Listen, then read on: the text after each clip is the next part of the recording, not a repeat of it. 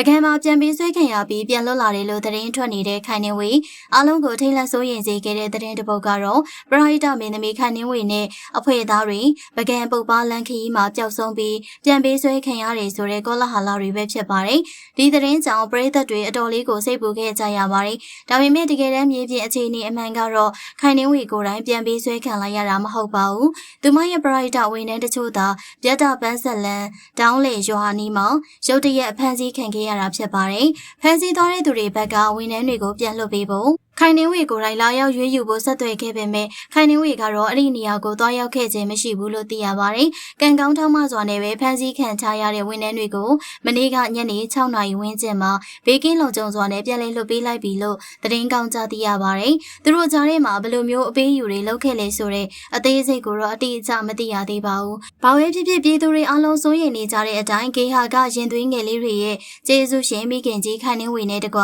ဖမ်းဆီးခံရတဲ့ဝန်ထမ်းတွေအလုံးအနည်းကင်းကင်းနဲ့လွတ်မြောက်လာခဲ့ပြီမလို့အားလုံးပဲစိတ်အေးရပြီဖြစ်ပါတယ်။အခုလိုနာမည်ပြရှိနေတဲ့ပြတ်တာပန်းဆက်လန်းကျောကိုအသုံးပြုမဲ့ခရီးသွားမိဘပြည်သူတွေအနေနဲ့မိမိတို့ရဲ့အမြင်ကိုပြောသွားကြပါအောင်ရှင်။